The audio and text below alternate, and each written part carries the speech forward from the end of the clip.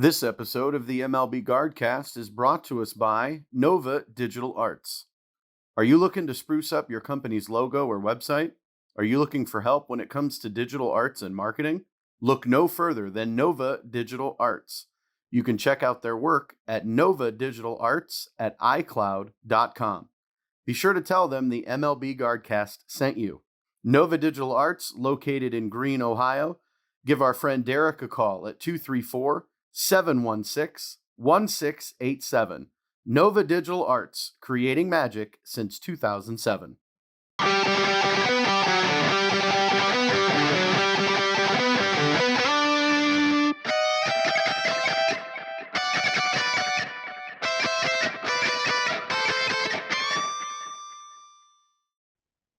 All right, ladies and gentlemen, boys and girls, it is that time again, time for episode number 19 of the MLB Guardcast.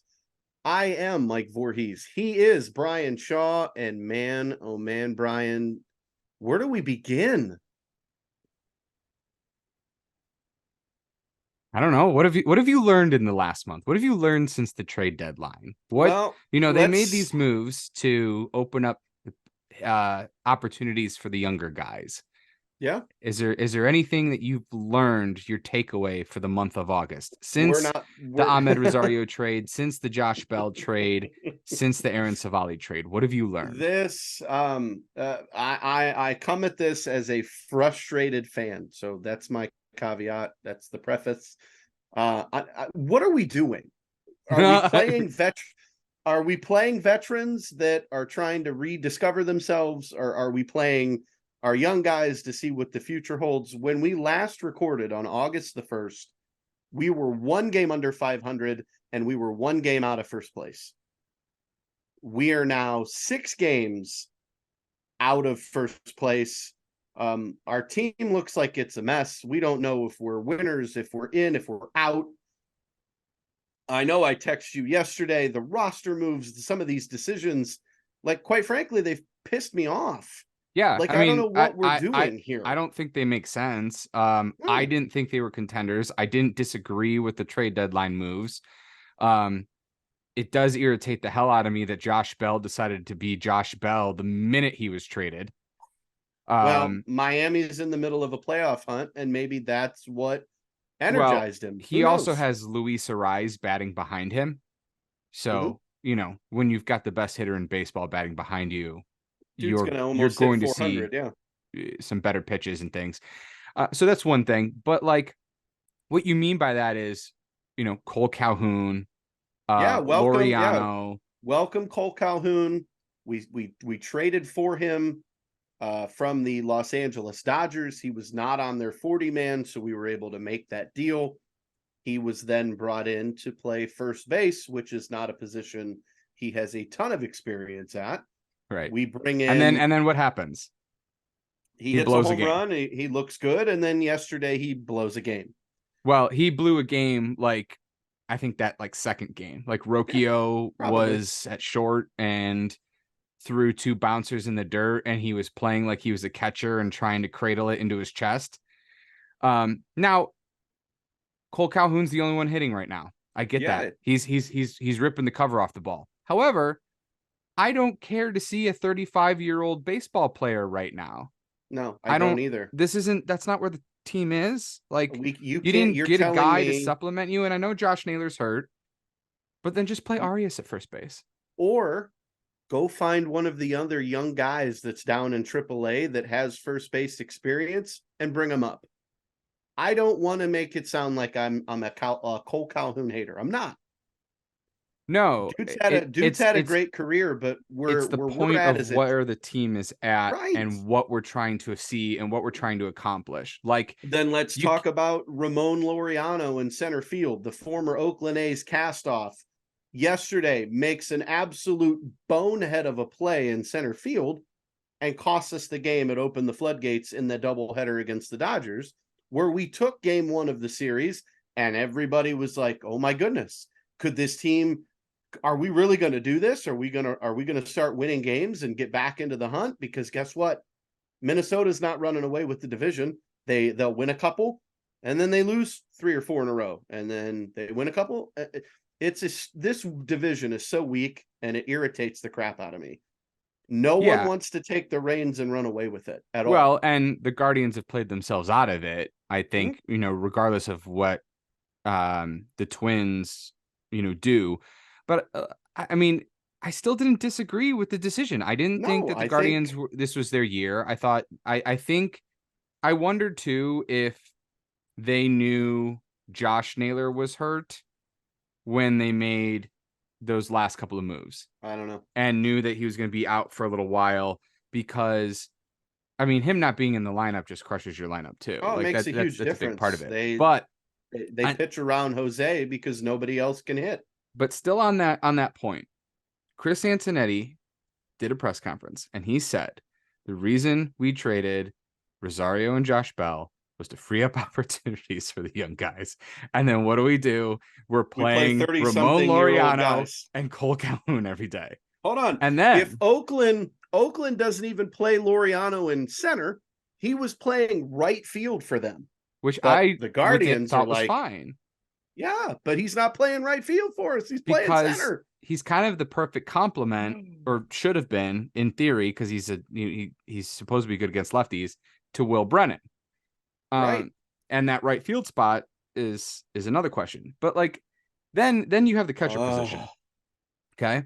So David Fry, unfortunately, we're carrying 3 catchers. Right. We're back to 3. That's where I'm going. So you're back to David Fry got hurt. Concussion. Who got a concussion? Cam Gallagher. Cam Gallagher gets a concussion. You bring back Eric Haas, who you had already called up Zach Collins, who was tearing the cover off the ball at AAA, and you don't even really play him. You bring back Eric Haas. You then bring back Cam Gallagher. Send Collins back down after DFAing him. You sent Rocchio down. And Collins. Collins got DFA'd. Yes, I know, but he's back. He's back in AAA because nobody wanted him. Yeah, and so Rocchio, and then Rocchio gets sent down too. So did you see the AAA lineup that Columbus had last night? Was it good? That's our future lineup. They had Kyle Manzardo at first base, back from injury. He made his AAA debut. Jose Tena was in the lineup. Brian Rocchio was in the lineup. Valera, Rodriguez. Like, this looked like a very good lineup. Mm-hmm. That's our future, folks. Our future, although, rides in AAA because the team doesn't want to play young guys. They want to try to light a fire for Cole Calhoun and Ramon Laureano. So let's talk about that. Let's at least specifically talk about shortstop and what you've learned there, because I was very shocked to see Rocchio go down. He hasn't played great. But he hasn't played bad either. No. But it seems like they're giving the keys to the car to Gabriel Arias. I unfortunately think Tyler Freeman's injury kind of took him out of contention to be that everyday shortstop. Yeah. Now, Arias has had really, really good flashes. Yesterday, an example of that. Right after the Rosario trade, an example of that. However, it hasn't been consistent yet. And I know he's had some bad luck.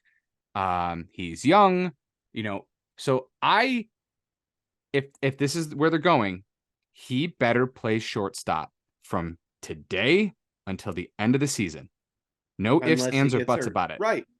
Just unless he gets hurt. Play. I get it. Just let him play. And but here's my point with hang on. Arias. Real quick. I just want to give you some kind of things here. So the 26th and the 27th, which I believe was the day of the Rosario trade and the day after, he had 4 hits. And then on the 31st, he had a 3-hit game. Then he had a stretch of 1, 2, 3, 4, 5, 6, 7, 8 games with only 2 hits. Then he had another 2-game stretch where he did pretty good with 3 hits. Then he has another 1, 2, 3, 4, 5, 6 games with only 3 hits. And then he has the weekend that he had, the middle of the week that he had, the last 3 days, of, the 3-hit game yesterday, and then so basically 5 hits in 3 games with the home run. So like there's flashes of really good in there. And then there's just stretches where he disappears. And just looking at his August stats, and I know there's a couple of good games after the Rosario trade in July, but just looking at his August stats, even with that really good game yesterday, his weighted on base average is 283. His WRC plus is 77. Now, his OPS is 660. Now you could say, well, that's Rosario's numbers and you've got better defense. You're right, but aren't we looking for more than Rosario? And maybe that'll come. And that's why I said he better play from today until October 1st at shortstop every day. Figure it out. See if he's got it. Well, my point is, why isn't he playing first? Rocchio should be at short. There's your young guys. You've played Arias at first a bunch this year. The Guardians need to decide who the shortstop is of the future. Is it Rocchio? Is it Freeman? Is it Arias? Is it Jose Tena? Who is it? And what if whoever it is, I put this question out on Twitter every single day and let them play. None of this. Well, Arias is going to start at first base today, and Freeman's going to start at second base, and Rocchio's going to play third. Like, figure out who your shortstop is. We know. Is it Andres Jimenez? Are you going to move Jimenez from second to short? What are you doing? Are you putting Jose at DH and he's going to play occasional third base? Are you moving him across the diamond, letting him play first? What are you doing with Josh Naylor? There's so many question marks as we head into the last few weeks of the season and into the off season. What are we doing? Why are we carrying 3 catchers? Why did we bring Eric Haas back? Like, I would love to know the answers to these questions. I think they like Haas. I think they potentially expect him to be the future backup as opposed to David Fry, which will be more of a super utility. What are we doing with David Fry when he comes off the injured list? Are we going to carry 4 catchers? Well, I mean, I guess that's if you consider David Fry a catcher. Like, he can play catcher, but he's the utility guy for sure. But then, you also have Freeman. And so, I posed a question and I got blasted for it, but all I did was post I posted the August stats. And then for Freeman, I actually gave him, post All-Star since he has been injured for a while. And if you look at like August of Rocchio and Arias, and like I mentioned Arias's, and you look at Rocchio's, which Rocchio's is bad too. And then you look at Tyler Freeman's post All-Star stats, like none of it jumps off the page at you. And I already did mention, there's those flashes with Arias. Freeman's been kind of that really steady guy, but he's got no power. He hasn't hit a home run yet this season. That shoulder injury does scare me a little bit. What if none of these guys work out? Like, you've torpedoed their trade value. So then you're hoping Jose Tena is, or excuse me, not Jose Tena, Juan Brito is your future at second base, and then Jimenez is going to be your shortstop. Like, that's the other thing is you used to have all these prospects, right? Mm-hmm. You used to have all these prospects. You didn't identify any of them. When they were prospects and when there was all this potential, felt like their trade value was at their peak. And you could have packaged a couple of these guys and gotten yourself maybe a good outfielder. I don't think you can do that anymore. I think you've completely torpedoed their trade value. Miles Straw has struggled in center field. Will Brennan shows flashes of greatness. Quan is not who he was last year. Quan's Oscar fine. Gonzalez, I'm not worried about Quan. Brennan, I'm not either. Brennan has fallen off. He's fallen off in the second half. Gonzalez looks like he's swinging a boat oar and trying to hit everything out of the park. Why? I just had a conversation with, if I'm a pitcher, I throw Oscar a slider away, and then I throw him high heat. I throw him high heat inside and then a slider away, and I alternate and I strike him out. It's just, it baffles me right now. Like, what are we doing, front office? What are we doing? And that's not I want to give even you Will that's not even Brennan's. the biggest news that we haven't even talked about yet. Before we get there, I want to mention Will Brennan because it is really disappointing how I feel like he's kind of fallen off here.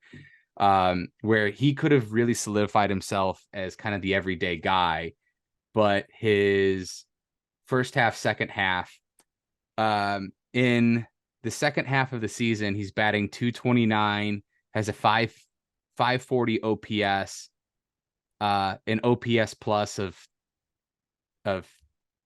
47.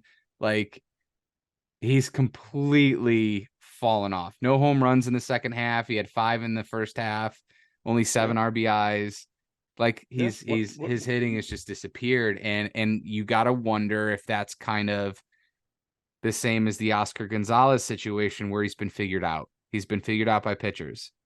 And so now, I mean, I guess it was still a question even before with Will Brennan, because you figured Will Brennan was a platoon guy, but you need a right fielder. You need is that George Valera in AAA? Is it maybe because Josh he's crushing it right Rodriguez? now. He's Josh somebody I'd like to Rodriguez see called up. Well, He's crushing it September right now. 1st, the rosters do expand. We'll get to add 2 players. I'm interested to see what direction they go. Are they going to bring up 2 more catchers and we're going to rock with 5? Are they going to bring up a starting pitcher because our young guys are almost tapped out? Logan Allen, Gavin Williams, Tanner Bybee, they're maxed out. We rightfully so. You're pretty surly right now, and I am as well.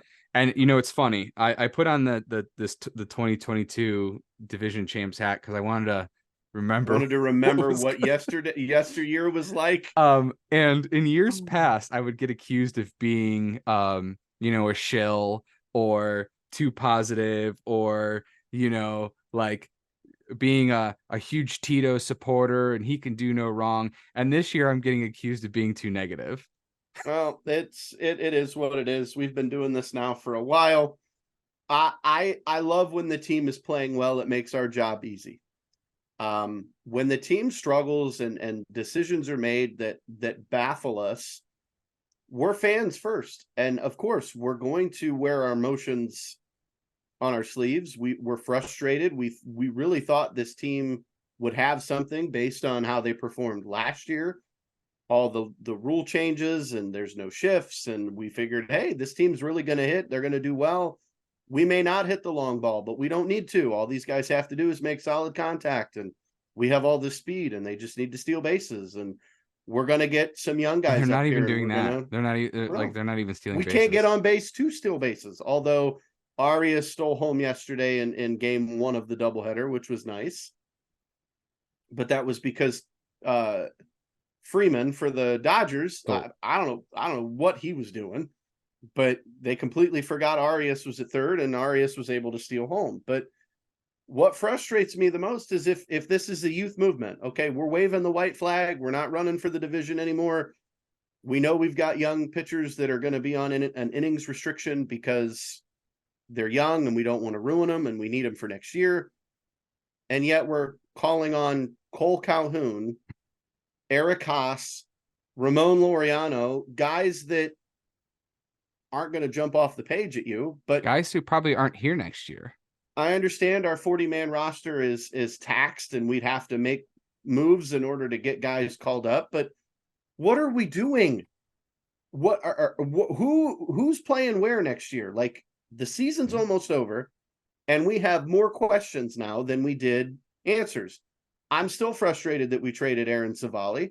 We needed somebody to kind of eat up innings, although Xavion Curry's done really well. Bybee's looked good. Gavin Williams has shown signs of life and showing that he could be a really good pitcher. Logan Allen's been great.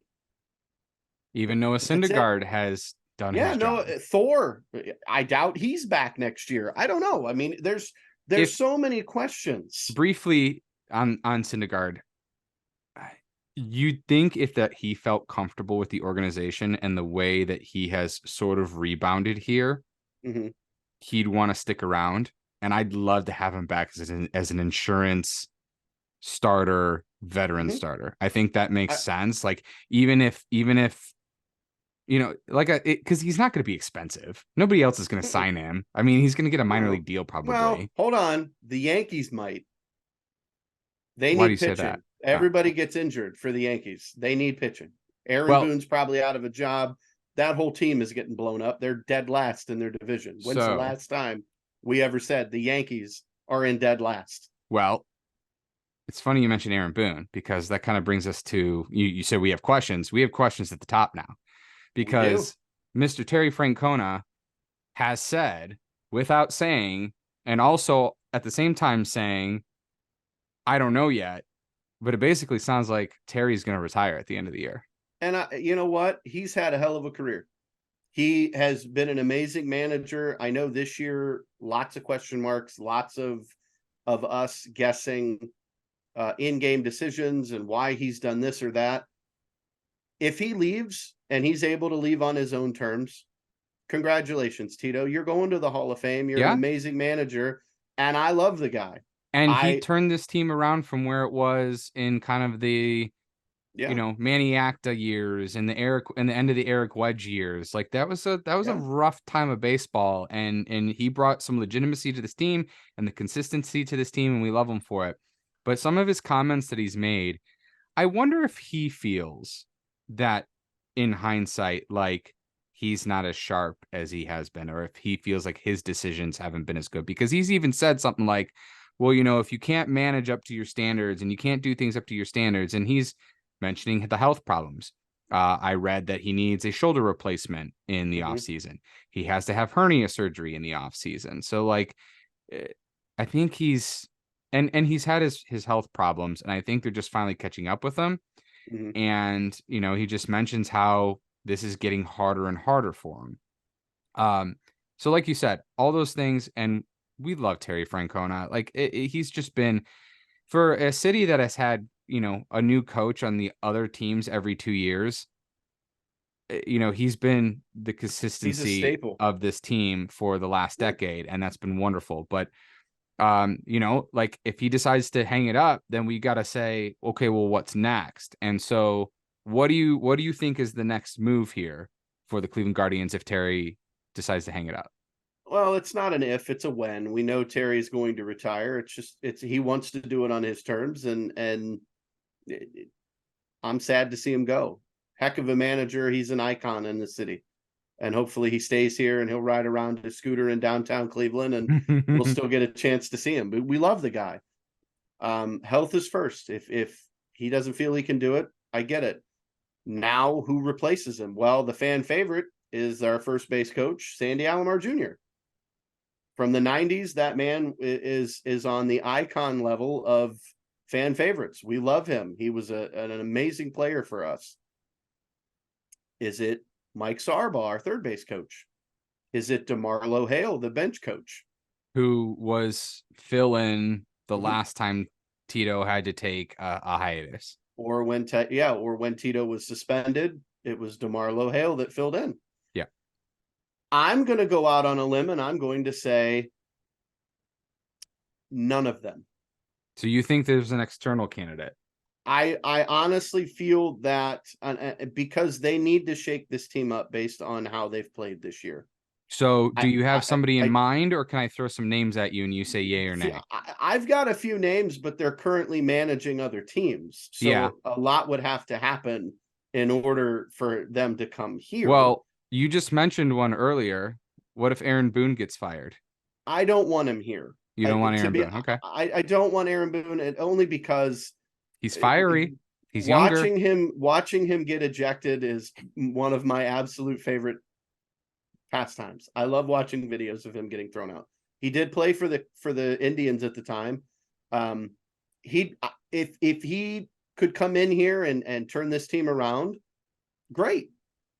I don't think he's to blame for the Yankees' struggles this year. They've just had injury after injury after injury and no consistency, similar to what we've dealt with here in Cleveland. And their roster's not great. And Aaron Judge being out for as long as he was, like. And the guy that's at the top of my wish list is the current manager of the Tampa Bay Rays, and that's Kevin Cash.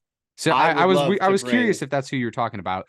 his name's been floated around a lot around Guardians He Twitter was here for of a a long want. time before he went to Tampa Bay. So how would that work? He's under contract. Is it like NFL where we can trade for him? I'm not sure that could happen. I think that they would have to receive some sort of compensation if he chose to leave Tampa Bay for Cleveland. Mm-hmm. But you and I can change jobs freely. I mean, if you found another opportunity, you could go to it. He is under contract, and I don't know what the language is in his contract, if he's allowed to even be a candidate for a job opening. But you got to wonder, would he be enticed if Tito does retire and the Cleveland Guardians manager job opens up? Well, He may want you to could come home. ask, well, why would he want to leave? And I'll give you $100 million shortstop that won't be playing for that team probably ever again. Well, and let's look at Tampa Bay as well. They were one of the hottest teams out of the gate, and now they're kind of mid-level now.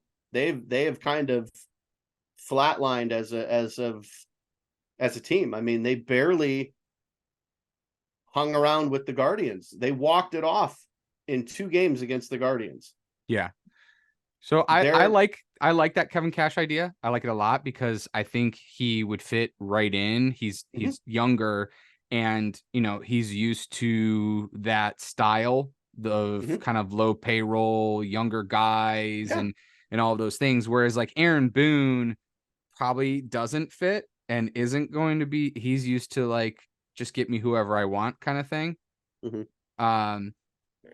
Now from the internal aspect, I've actually feel like I've heard the opposite, where most people are saying Sarbaugh as opposed to Sandy, but maybe that's just of who I follow, who I listen to, so on and so forth. And the only thing, and this is kind of a crappy way to think about it, but like from a promotion standpoint and somebody that you like in your organization, Sarbaugh works a lot with the infielders. And I feel like he's a very good infielder coach. Like infield defense outside of Ahmed Rosario has always been pretty stellar. Ahmed Rosario this year. Last year he was fine, but this year, and so like it's one of those things where it's, if he's promoted to manager, is he still going to be able to work with the infielders? And like, are we losing that aspect of his management and his coaching and those kinds of things? And like I said, I know that's a crappy way to think about it. Like, hey, you're really, really good at the job you do now, so no, we're not promoting you. Right. The rumor. So when the whole talk of Tito may or may not be retiring, again, I love Twitter. I love what people post on Twitter. It's fantastic. I love the ideas of them, people saying, well, we'll hire Sandy Alomar Jr. as our manager. They want to bring Kenny Lofton in to be one of our base coaches. Manny Ramirez is the hitting coach, and Charles Nagy is our pitching coach. Now, Manny did say he wanted to have a job with the team. Manny also said he wants to go play in Russia because he says he can still hit the ball. And Manny is Manny. I get it, but there's so many options. I mean, it depends on the direction this team wants to go. Do you want a veteran who's going to provide you leadership? Then maybe you look at a guy like Aaron Boone if he's available. Do you look at some other managers who are bound to potentially lose their jobs because their team's underperformed? So, I mean, do you go internal? I mean, the only reason I think they go internal is because I think for the last 3 years, you've had to have a contingency that Tito may not be able to come back. Yeah. And I think that they've planned for this. I think they've been grooming for this. And so that's why I think it's an internal person. Now, which one? I don't know. To me, it just makes sense from like if you have a new manager and you've got a group of guys that work really well together, as kind of our coaches seem to do.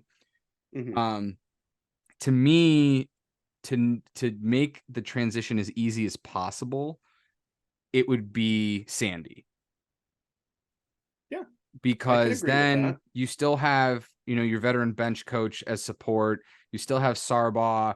You still have Carl Willis. Like, the support pieces are all still there and work really well. And I feel like Sandy then could easily move into that spot. Now, I was actually looking at some things with my wife, because my wife was asking about this. Hang on. Let me look and make I sure also I'm not worry lying if about this. Tito. One name I was going to throw out is I'm worried Carl Willis retires too if Tito He could. retires. So Sandy Alomar is 57. And Okay. because she had asked about, the ages of all these guys. Mhm. I'm pretty sure Hargrove was around that age when he retired. So she was kind of saying, like, why don't we get somebody younger? I don't disagree with that. I mean, you want Because Sarbaugh is also a little bit older. I Mhm. mean, Carl Willis is I think older than Tito. Yep. Um, And DeMarlo Hale isn't young either. yeah. So she So was kind it of wanting somebody who was on the younger side. Yeah, DeMarlo Hale is 62. yeah, so we may have an entire managerial shakeup in Cleveland in the offseason because something's going to have to happen. See, And but that's the again, thing is, I don't think I want that either. you may have it though. Because they're so well knit, one goes, it might be the domino effect where Tito retires, then DeMarlo may say, well, you know what? Hey, I enjoyed working with you. I don't really want to do this without you. I'm going to retire too. Carl Willis may say, well, if you two are out, I'm out because I'm older than both of you and I'm done. And then Sandy may get an opportunity with another team because Cleveland's not looking his way. If they choose to go younger, they may choose to go an experienced route. I mean, there's so many question marks, so much to think about. There's a little over a month left Mhm. in the season. The Guardians are 11 and a half games out in the wild card. We're 6 games back in the division. We're not getting any better. We are so up and down. We're 4-6 in our last 10 games. Consistency has been Yeah, I mean, nowhere close this playing the year. Dodgers hasn't helped. You're playing Toronto now. I don't. They haven't. Well, here. Let's put it this way. They haven't won a series since we last recorded. Yeah. They haven't won a series in basically a month. We went from being 1 game out of first place, and now we're 6 games out. And But that was I don't think that would have changed. I don't think 24 days ago. I don't think I think that would have happened regardless. The difference is I don't need to see Cole Calhoun playing. If that was Or going to happen Ramon regardless, Laureano. I want to see more younger players. Well, and I have a feeling it has to do with the roster crunch, and they didn't want to try to have to sneak somebody through waivers because somebody else would have picked him up. They didn't want to. But They didn't want to try that. you had to add Laureano and Calhoun to the 40. Yeah. So And you what were did we already do? adding What did players. we? Didn't we already? We DFA'd who? I don't even remember. That goes to show you I wasn't even paying attention. Norris. Daniel Norris was one, and then they re-signed him. He's back in AAA again. Norris went. I I don't mean, even remember. yeah, I'm not sure. Yeah, and Tristan's still hurt. Shane's still hurt. Oh, that's Those another two, thing. I wouldn't even. I don't think we're going to see them at all this year. There's no reason for them to come back, get See, I healthy, and let's work disagree. on next year. I want to see them back because I need to know, and maybe they can, maybe the managers and the coaches can know just by other things and simulated sessions Yeah, and bullpen sessions. But I need to know that these guys can come back next year. yeah. I like, you Well, want to talk about questions. Tristan will. Shane will. Just depending on what are they Does he going to need look Tommy like. John? Tristan might need Tommy John. Yeah, That I was the heard whole that. thing is he's rehabbing to avoid that. And Yeah, if he has Tommy John, we don't have him next year at all. exactly. And then Bieber, he was trade discussions. Yeah, Talk about tank and trade value. Well, his is gone. So I feel like you should bring him back. I wouldn't mind a short-term extension with him, like maybe like a 3-year deal if he'll do it, and then to try to rehabilitate yeah. his value on the open or on the open market in free agency after that, if he can prove that he can be healthy and prove that he can get back to old Shane. But like, I don't want to go into next season with the rotation possibly being our 3 rookies, Syndergaard and like Joey Cantillo, because also Cal Quantrill has completely lost it. Quantrill, Your entire rotation from the beginning of the Yeah. season is toast. The entire thing. It's going to be an interesting 6 weeks, 8 weeks left in the season. I Lots think of it's going to be a decisions that need wild to be winter made, too. and it could be. Join us for all things Guardians. You all know that. You can watch us on YouTube. You can listen to us on Spotify. Brian, where can they find you on social media? WXSHAW on Twitter. We are Guardcast MLB on Twitter. Facebook is just Bryan Shaw. I also post weather updates, the massive severe weather that we had last night. I was keeping up to date on that. Lots of damage. Hope everybody is safe and things weren't too bad out there. Like you said, we're on Spotify. We're also on YouTube. Where are your socials, Mike? I am at Mike Vorhies on Facebook and Twitter. I'm trying to get better at posting a whole lot more on Twitter. Usually I just go to read comments and eat popcorn. You gotta argue. You gotta I know. I'm gonna have to start post picking spicy fights. takes so people call you stupid and ask if you're on drugs. We'll try. I mean, why not? I mean, join us. It'll probably be another couple weeks. Let's see where the Guardians go. Let's see what they do. Lots of decisions to be made. Who knows? It's going to be an interesting several weeks and maybe even a couple months. Talk to you soon. Yes, sir. We'll see you soon.